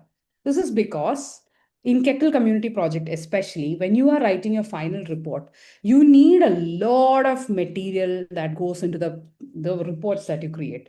All the pictures, all the videos, or all the like the testimonials, everything adds a lot of impact and volume to your reporting. How do you usually create a report and all of that? Alexandra and the team will help you. But what I'm saying is, from my experience, before and after photos are very important. And where does before come in? Today, now, not once you start your project, not once you are finished with your project. And that is why I put in this slide today, because before you do a beach cleanup, you need to take the pictures of before and during, when your volunteers are cleaning up the beach. Take videos, photos, etc. during, and after the whole process is done, take the picture of a clean beach. Now, this was a very simple example, but always have a idea on what was the state before, what is the state during, and what is the state after. Numbers and statistics also, like you're doing a literacy campaign. How many children in a school or a community did not know what a computer is or did not have access to digital tools? Now, during, how many children actually showed up? And now, after the whole thing, how many are continuing to actually use a digital literacy tool? So, these before, during, and after becomes very important. And I really want you guys to keep track of it from yesterday, not today, yesterday. So testimonials and quotes. If you have been part of any of our Kectil, in person conferences, you would see Alexandra or any one of the team members going around and shooting videos, the testimonials and feedbacks on how do you find the conference, how was your experience, etc. Right? You would have seen all these videos go up on our YouTube channel. That is exactly what you should be doing during your community project. Have a volunteer to do that. Even when you are busy, have a volunteer to just go around with the mobile phone, just take videos on what's happening, and also ask people, interact with people, ask them to give them their voice and their thought process while they are doing it, after they are doing it, or even before they are doing it. And the last way is to do surveys. Right after your project is done, right after one of the activities of the project is done, in a Google sheet, ask them to fill in a small survey. So you have numbers, you have these data ready made in your hand. And you don't really have to run behind all of this when Alexandra is asking you to submit your reports, right? So pro tip is that in a Google Drive, create a before, during, and after folder. Whatever materials, whatever pictures, whatever testimonials, whatever written notes. See, sometimes when you're doing this project, people will just love you and they'll give you handwritten notes. And I'm not joking. People actually write just small handwritten notes and give to you, saying that you changed my life. I really want to become like you when I grow up. Those kind of notes and testimonials come your way. Trust me, these make you so happy, but at the same time, this adds so much dimension to what you're doing. Put that in the before, after, or during folder. Just keep it there. Use it only if it is relevant, but just put it there, document it there as soon as you receive it. So this is the reason why I put in the last bonus slide, because I wanted to start doing this as soon as possible if you have not done it yet. Now, when you're doing your impact, or rather, when you're writing your impact as a one liner, this is how I would actually structure it. Now, this is not for the Kectil Community Project report, but because that has a different structure and everything else is different. But if you're putting a social media post, or if you're actually writing a report for a newspaper, these are some things that you need to put in place, right? What was the problem? What was happening before you started out? What did you do? And what are the numbers? How many people turned up? How many beaches you cleaned? How many schools did you reach? And then the human story, like my children, like a testimonial. There is this, put a face, picture, name, or a human story behind people you are helping. They had diarrhea, and I really did not have enough money to spend on medicines. But after this project, now I don't have to, because the beach has been cleaned up or the river has been cleaned up and the children don't get diarrhea anymore. So Mary, mother of three. That is what is important. Like give a name and give a persona to this person, so that you are talking about a human or couple of human beings whose life you have changed. And that is how impact should look like. And also, never forget to mention what comes up next, the phase two, or where do you go from here. So that's how you should. You must have noticed this is quite different from the pitch that I mentioned, right? In the pitches, it is about what you're doing, but impact reporting is always something that happens after. If you remember in the Gantt chart, it was in the week 5, right? Almost towards the end. So by this time, you have some testimonials, you have stories, you have names and pictures of people. And that is when the human story and what next all comes up. So this is the last part when you wrap up your project. Okay. Now, just summarizing what all did we discuss. Very, very long discussion, but I know you must have taken back a lot of things from our discussion today. So to be very crisp and concise, we will be creating smart goals. Then we will create work breakdown structure and put a timeline to it. Then we will recruit volunteers and give them a purpose, sense of belonging, and a growth, like a way in which they will grow within your project in order to keep them engaged. Then we can use the RACI method to clearly give them roles. And always remember, there should at least be one person who is accountable for each of these tasks. I'm not saying who's responsible, I'm saying accountable. Whenever things go wrong, whom do you go to? So that RACI is actually very important. Then how do you create stand up or weekly check-ins? As I said, what I picked up from Amazon, what I'm doing right now, what I plan to do, and what are some of the things that are blocking me right now. Then how do you pitch, right? Problem, solution, beneficiary, and the ask. Whenever you're talking, what is the ask? What do you ask from them to do? Then the if then and method to really make sure that you don't panic when a challenge hits you.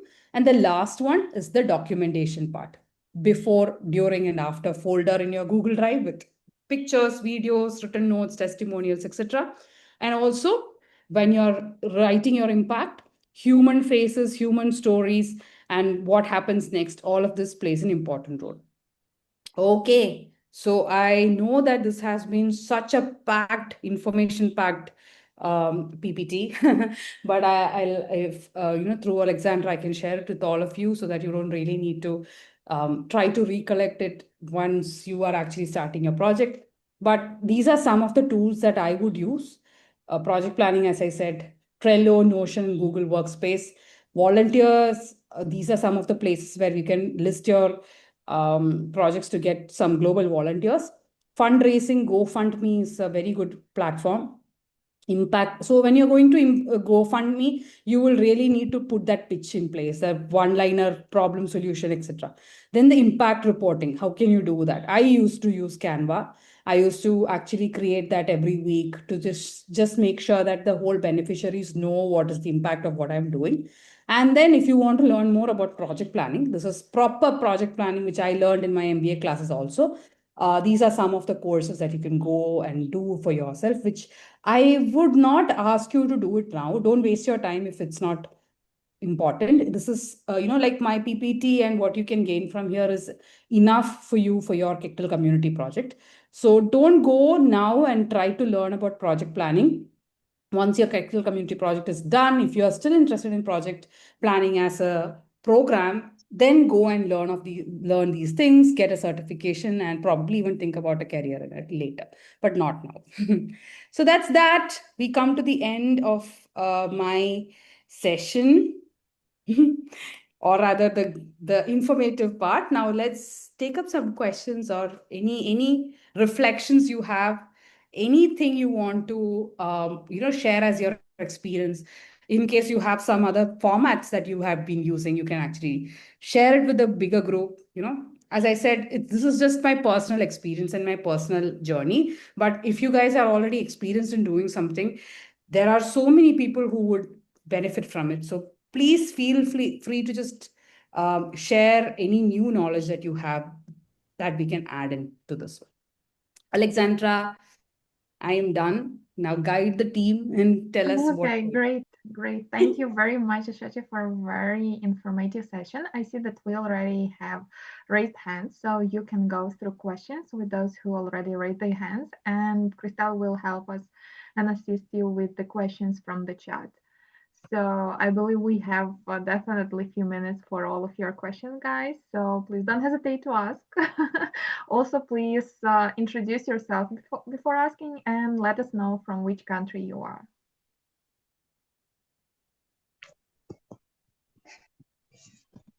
Okay, I think we can begin from Anya Khan, the question, because I saw that he Yeah, raised the hand since beginning longer. of the yeah.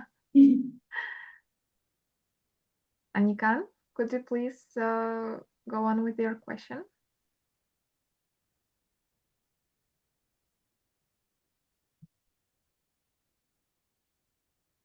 I think he's not hearing us. Oh, okay, let's move on to Safura.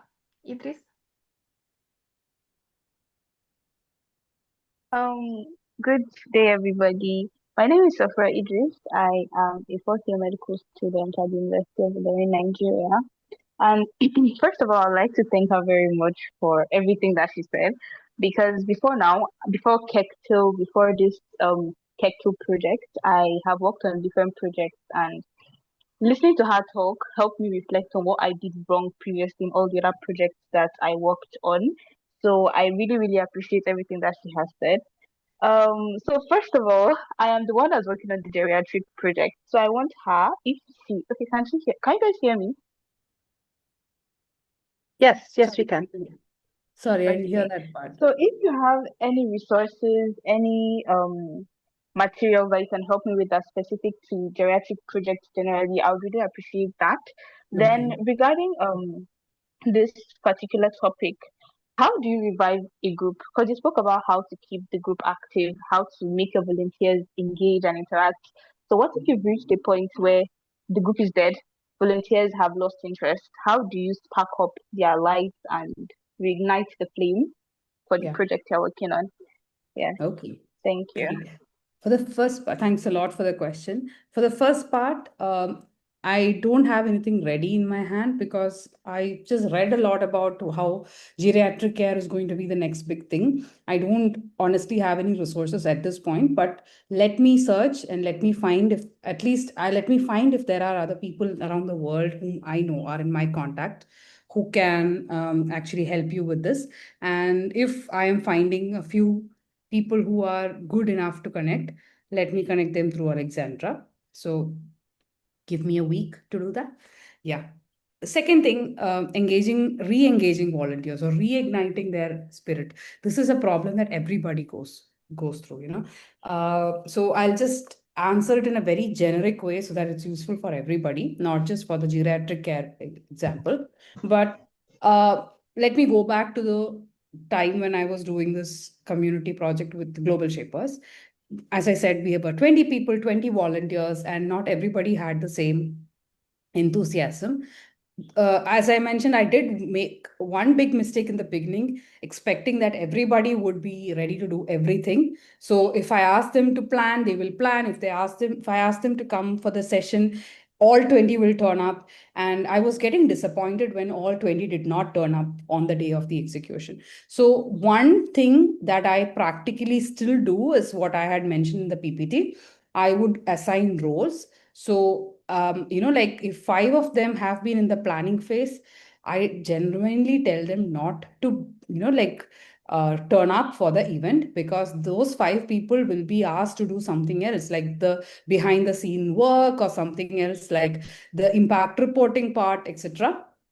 But only the rest five will be asked to come for the event. That's how I started to make sure that everybody is involved in at least one or two things, but not everyone is expected to do everything at the same time. So initially I used to feel that it is quite unfair, but after I started to give them like specific roles and started telling them that this is what I'm expecting from you, nothing more, nothing less. But if you want to be part of this team and if you want to continue being part of this team, you need to deliver exactly this. Things started to show up a little bit, when they know what part of the whole work is expected out of them. Um, there are two other ways also. One is extreme, where you penalize, like as I said, the charter, putting in a document, like if you don't turn up for three activities, you will not be a volunteer anymore. You will not get the volunteer certificate anymore, or you will not be part of the community anymore. Those kind of punishment mechanism is one way, very extreme way, but something that is followed inside Global Shapers. We have a charter. We keep telling them if you don't turn up for 80% of the meetings, 80% of the activities, you will not be a volunteer tomorrow. But that works only if there is a bigger scope, like they are motivated with a bigger goal of being part of the community. But for a community project, a very small community project, sometimes that will not work. The third method that I would use is to incentivize them, in terms of recognitions, or in terms of something more that they can do. Like, for example, in geriatric care volunteers, you probably would be thinking of only connecting them with the work, having work meetings and all of that. But you can also have a recreational day. That day where all the volunteers just have fun with the beneficiaries. If you're going to an old age home, that would be a day where they would just perform music or just play games and just have chill and have fun with the people inside the old age home, something like that. So that day, even if they are not showing up for work, they are not getting engaged in a project or a planning or anything, they're just invited to have fun. So this activity within your team is also a third way in which you can remind them that, hey, we are here for something bigger, but here we are also here for fun. So a combination of all these three things work. First thing that I put in the slide is what always works, making sure that they understand where their sense of responsibility lies and where it starts and ends, and giving them the specific role and not expecting more from them always works. Punishment of this sort, so, like, if you don't turn up for the meetings, you're out, you won't get the certificate, you're not a volunteer anymore. That is something I stay away from personally, but some of my teammates still practice that. I am not that person, so I don't do it, but that's a practice that I usually do. The third thing, having some activity, something fun, just for the bonding and reigniting part is something we can do. We used to have this bring your own food uh, Zoom meetings, like we would all have dinner together on a Zoom meeting. We will bring our dinner plates and just have chit chat and just, like, so people don't have to turn up physically, get dressed and come somewhere. We just turn on our cameras, we bring our dinner plates and just sit and eat. Sometimes we play Sudoku on, like online, those kind of things to just make the team feel happy and bonded together. And then work, do not discuss work in those meetings, come back and discuss work again. Maybe this will help, because these are some of the things that I have done whenever volunteers feel a little less motivated. Hope it helps. Thank you very Oh, much. And I look forward to hearing from you in a week. Thank you. Yeah. Oh, I mean, I'm not guaranteeing it. Okay. I mean, it's something that, yeah, I hope I get some things. If not, please excuse me, because I have nothing to do with this topic at all. I'm into education, children, and all of that. But all the best to you, because it's something, even after the Kectil project, I would really encourage you to just see if there is a commercial scope, or, like, you can build a startup or something out of it, because 2027 is going to be all about geriatric care along with AI. Thank you. great. I would like to continue to this topic a bit and also add a question from the chat that we have, and then we will continue with the other questions from you guys who raised the hands.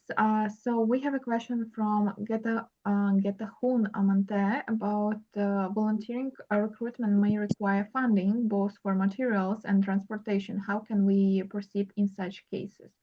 So Ashwati, could you please shortly also help to answer to this question from the chat?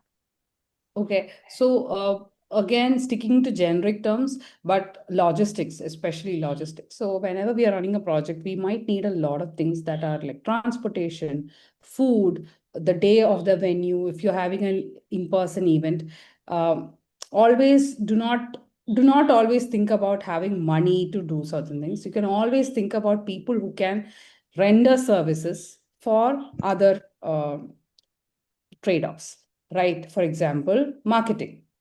There will be a lot of new brands who are looking for marketing space. So if they can be a logistical partner, if they can actually help with the pickup, drop, or some sort of road runners, like the transportation partner, they can do it for free if you can offer them a space where they can advertise.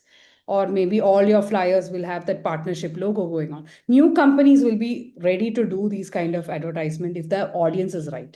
So, for example, if it's a digital literacy campaign for girls, of ages 13 or 8 to 13, for them, a logistical company who's running trucks probably will not make sense. So if you go and ask a trucking company to be a logistical partner, they probably will be like, no, we don't really need it.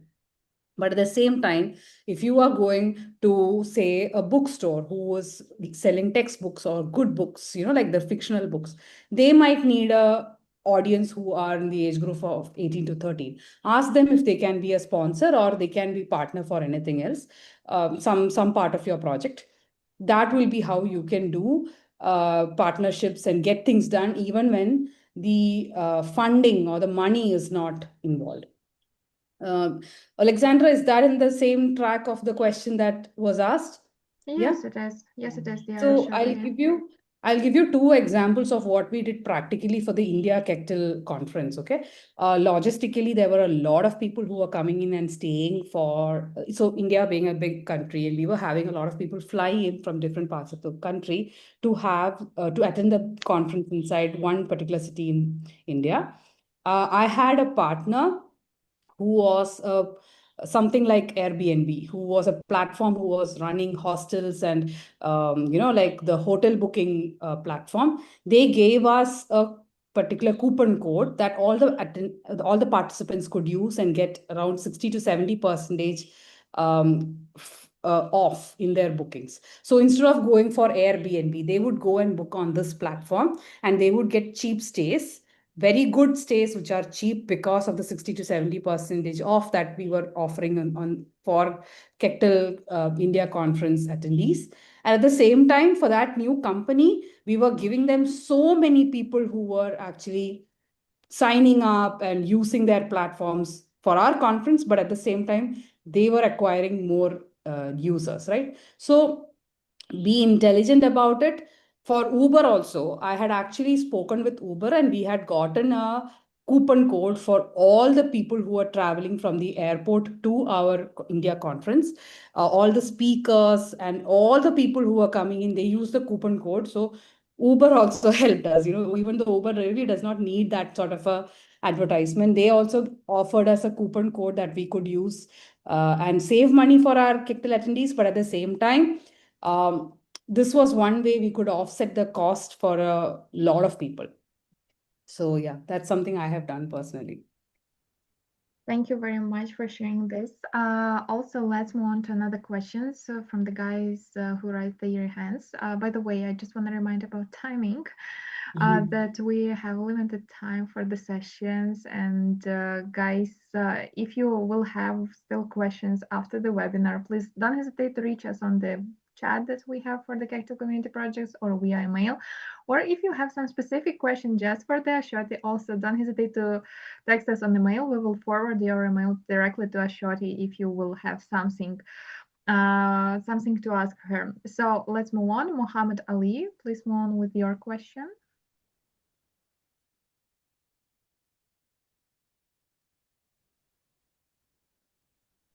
Muhammad Ali, are you with us or not? I think not. Okay, let's move on. Yumana Wahib, if I'm not mistaken. Sorry, guys. Okay, thank you. So I'm Jumana Wahib, and I'm from Yemen. So currently I'm working on like an app to help people with addictions. So to make that app, obviously, research needs to be done, especially in psychology and neuroscience. So I wanted to ask, I haven't found any problems with volunteers like not being enthusiastic enough, but I've found the problem with volunteers relying on AI way too much, even after being warned or like after like bringing it to their attention, they still continue to like overuse AI instead of doing things on their own or even checking after the AI. So how do you think someone should deal with that? Yeah. So personal experience is that we cannot really ask people not to use AI anymore, because I also see that a lot of work is of good quality now that they have started using AI. So let's just say that we can use it for our advantage. But this checking part you mentioned, right? Give them tools that they can use to check their own work, recheck their own work, and have transparency in how you're doing it also. So I'll give you an example. We were running this. So there is this network of volunteers for startups, and we were asking a few people to put up blog posts. Now, if someone is copying some content from somewhere and just putting it on a blog, that's going to be quite nasty, because then that's plagiarism, right? And at the same time, if they're just blindly asking AI to create blog posts and they're putting it there, that human resource is of no use at all. So one thing we did was that we told them openly that we will be using, before it is published, we will be using AI checkers in order to make sure that this work is not completely done by AI. But at the same time, acknowledge the fact that there are AI tools that you can use to guide in your work. So, for example, if I were you, I would have a session where I would show them, see, if you put in your ideas, and I'm just giving an example of blogging, okay? I'm not going into the software part, but say, for example, you're saying, if you have these ideas, list down the topic, subheading, etc., and then ask AI to create the blog. Now, the second thing you should do is go use a checker and humanize it. And after all of this is done, I want you to add at least one or two of personal experiences or personal stories, so that the whole content does not look like a computer generated digital content, but at least there is a human version to it. So this is the only way we can tackle it in the coming future. We cannot tell them that don't do it, but we can guide them on how to do it responsibly. Like you can tell them, where do you as the main lead or the founder draw a line? I want you to do this, but I cannot tolerate these things. So this is the mechanism in which I would guide you to use AI, but this is where I would stop.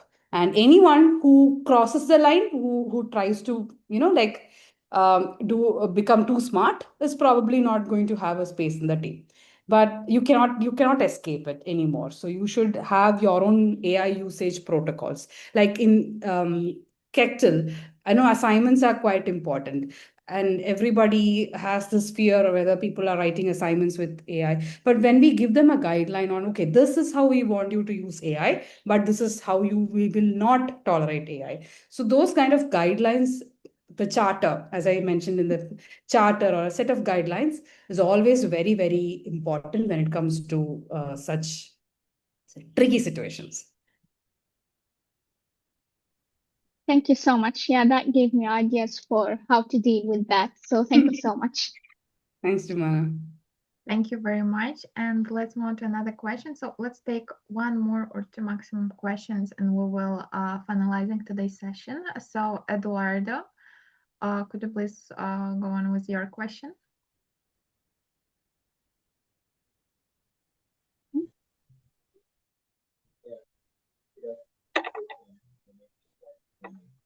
Hi, Eduardo. I'm not able to hear.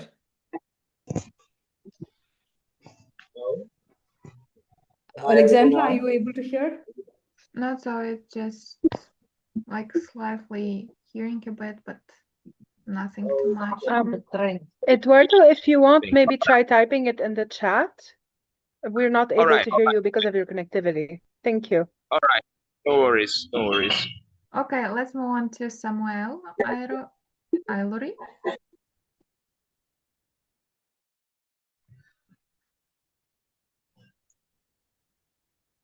Yeah, good afternoon. Good afternoon. Yeah, I'm Samuel from Nigeria. Yeah, my question is around my project, and it's about the planning actually. I decided on taking a project on it's titled Every Student Deserves a Good Uniform, where I would go to primary schools to give them new uniforms, the few that have worn out uniforms, that have sorry, are you with me? We can hear you, Okay, but yeah. I didn't catch the question part. I understand it's about uniforms and distributing uniforms, right? Yeah. So, yeah, the issue now is because the students I'll be using, they are primary school students. But recently, we had an issue in my state where they took some primary school students into captivity. So they had to lock down those primary schools. And the primary school are the beneficiary of the project. So now that they are now, like, they've closed the school for some time now, and I don't know when they will be getting back inside the school premises. So I don't know if there is anything that can be done because the planning has been ahead of this time because I never even planned anything like this would happen before now. So I don't know if there is any suggestion that can work with because I don't have idea of any other projects because my focus is this project because I'm looking into building confidence of the students. I'm a fashion designer and I'm also a psychologist. So I'm looking into building their getting confidence from the way they look, their appearance, because some of them look tattered and looking themselves with private school students, looking kids and everything, it might affect them and their confidence can be affected. So I'm looking into that idea of giving them uniforms and teaching them how to maintain it, practical skills on how to maintain that uniform because I understand giving them it is not enough alone than teaching them the practical skills to maintain those uniform and give them little amendment kits that they can use to amend the uniform and let them understand the psychology behind their look and how they go because the way they look, that's the way they will be approached. So that's what I have, or I don't know how to go now. Yeah. So essentially, what I'm hearing is the schools have closed down, so the project or the scope of the project is not relevant anymore, right? Like you redesigning their uniforms do not make sense anymore because there is no school in the first place. Am I correct in understanding Yes, the problem yes, properly? yes. Yeah. Schools are closed Okay. for now. Close for now. Okay. Okay. So this goes a little beyond the project planning purview because all I was saying is theory, but this is now a practical project problem that comes under the challenges part, right? See, I would encourage you to ask this whole team of people to give you more ideas because there will be a lot of brains that can work with you. So be very open in asking the community Kectil colleagues to really give you some more ideas on what you can do at this point. But the second thing that I would do is, would it be possible for you to think laterally? Because you, as a fashion designer, you having that background of styling and all that, it may need not necessarily just be uniforms.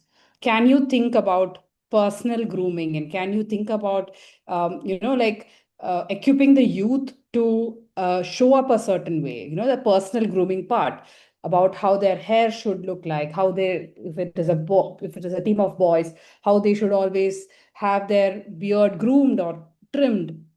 Girls, how their dress should be proper and how they can show up being put together.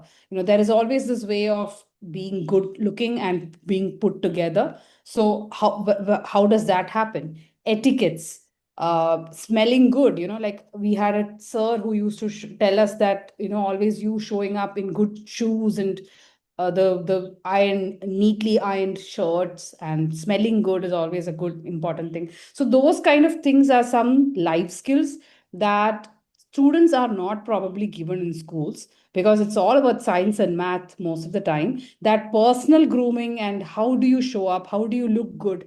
See, for example, Samuel, you are in a webinar, but still you showed up a certain way, right? You have a cultural identity and you are showing up very neatly put up, and you are presenting yourself. Now you as a person is a brand. How can you make sure that the young people in these schools still do that even when we are not talking about uniforms in their personal lives? How can they create a personal brand for themselves as a young person? How can they be put together? How can these etiquettes help them in grooming their own themselves. Those kind of things can be a parallel thought you can take. Maybe even when the schools are closed, you can do like webinars, you can do like small summer camps or meetups. Just say that, hey, I'm doing this 2-day workshop where you can learn how to be better person, how to be put together, how to be this and that. And then you can just have that workshop as a summer camp. Do that in a school, but not when the school hours are going on. So you can use your own knowledge and your own life experience to do something parallelly. Maybe step away from uniforms entirely. But at this point, when you want to do something, this is something I would do. If I'm hitting a roadblock like you, I would see what can I do parallelly with the same crowd and still have results that have like a long-term impact. So even when the uniforms are shabby, even when the schools start coming up and you're not able to really change their uniforms, they know how to actually circumvent that, navigate that, and still look put together. That's just an idea. Maybe it is relevant to you, or maybe this can make you think in a different way. But I hope, if you want more ideas, you should be asking the whole team because they can think with you. There are also young minds who can think with you. Thank you very much. I really appreciate it. Welcome. Hey, So I think we wonderful. have Eduardo's question, right, Crystal? Yes, we have Eduardo's question. We have a couple more in the chat. So we know we're already almost touching 2 hours. If anyone does need to leave, Eduardo. if anyone does need to leave, please feel free to do so. But we're not going to run for a lot longer. It would be great if you are able to stay.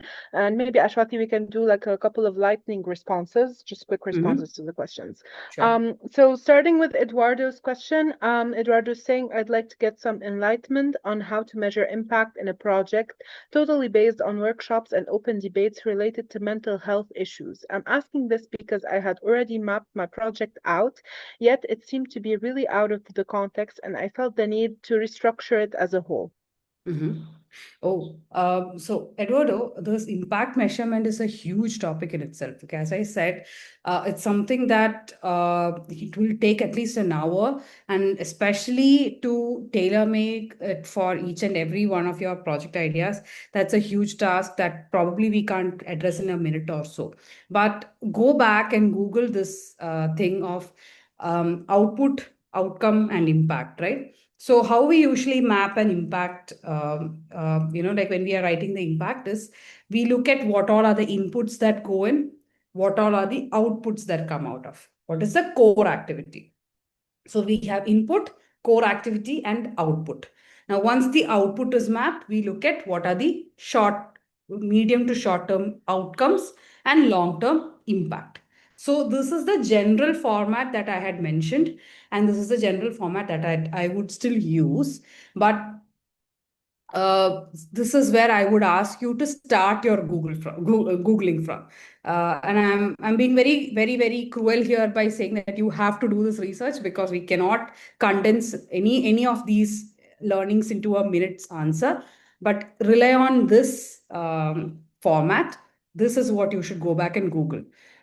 Just for the paucity of time, I'm stopping it here. But when it comes to mental health and all of that, like I would go to ChatGPT and ask the same question to ChatGPT because ChatGPT will have a lot of ways of sourcing or like different websites, and ask ChatGPT to give you like some certain articles that I should be reading or some links that you should be doing. So this is how you can actually use AI. Ask them to give you a format. What are some of the questions I should ask myself when I'm measuring impact? And give me a survey, like a proper survey that I can give to all the people to create that, impact report. So use AI very much for this purpose. You're not plagiarizing anything. You're actually crowdsourcing all the information. So use AI for it. And, Google and learn more about the format that I mentioned. Okay. Okay, next question. How can project managers accurately estimate project duration and costs when there is significant uncertainty in project requirements at the planning stage?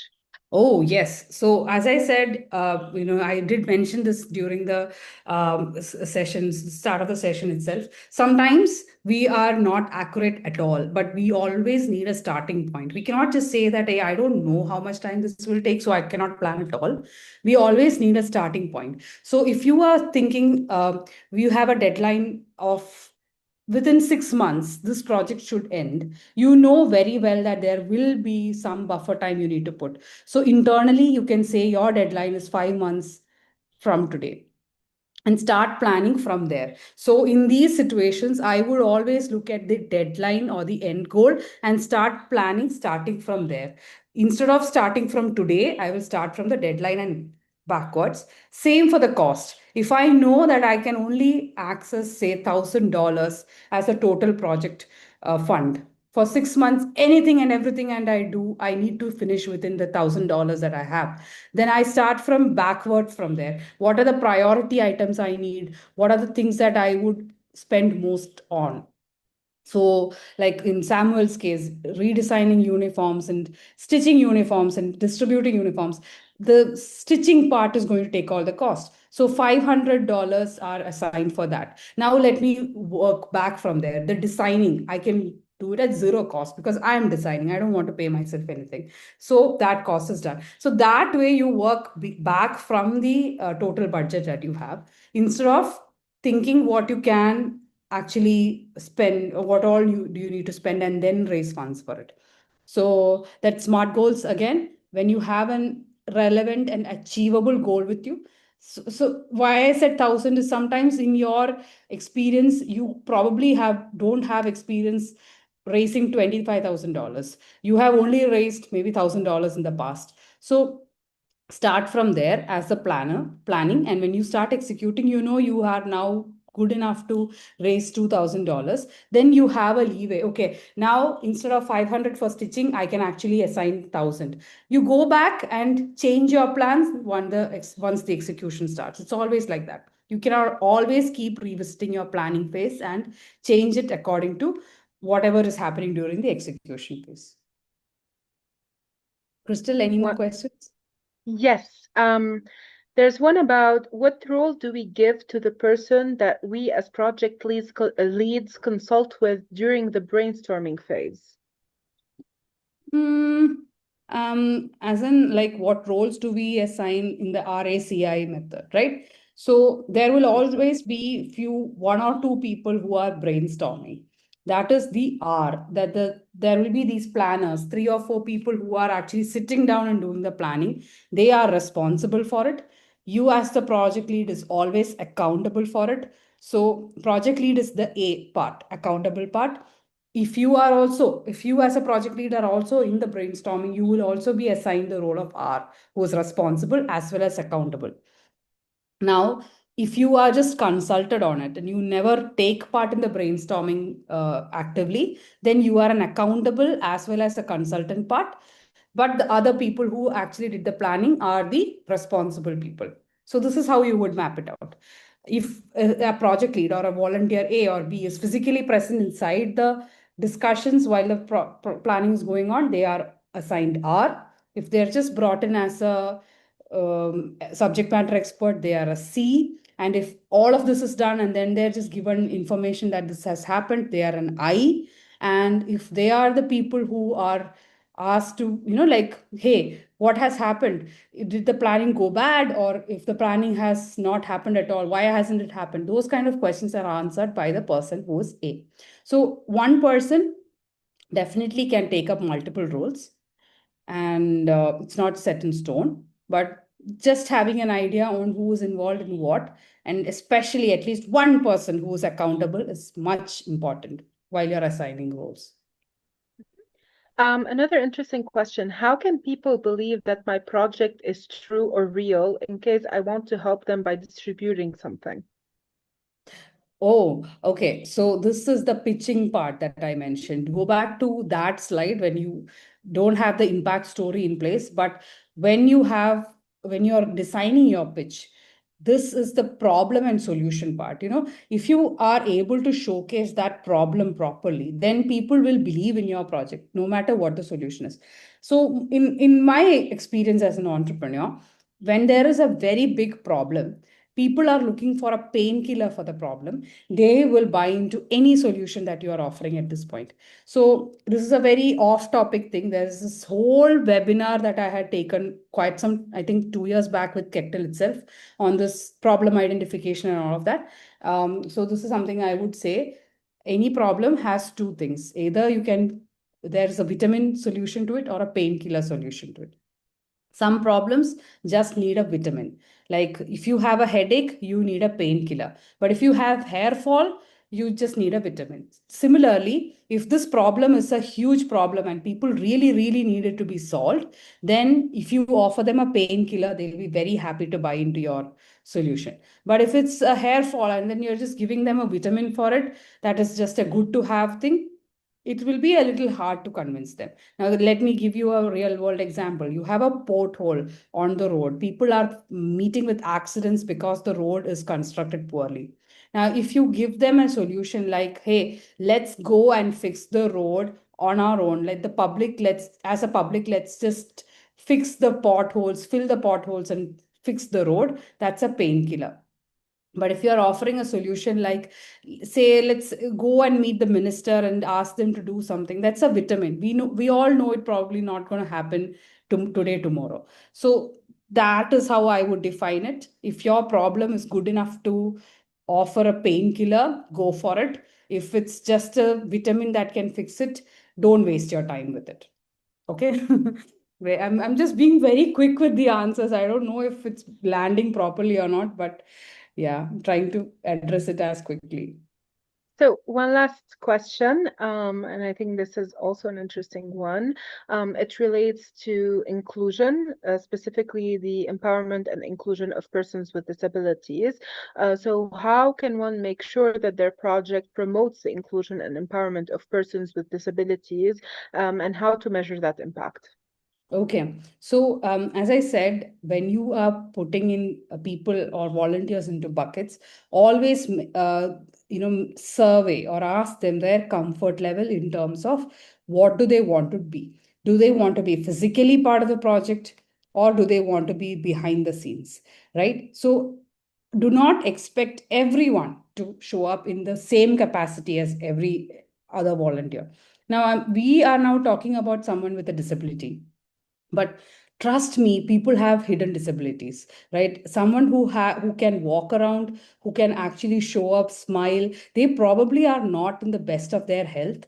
Right now, I have been speaking with you for 2 hours. You don't really know what I was doing 2 minutes before I started the session, right? What I probably will do 2 seconds after the session. I may have a hidden disability that is probably, something I probably don't want to share. So you cannot always encompass everybody's problems, but you can always ask them directly before you assign roles.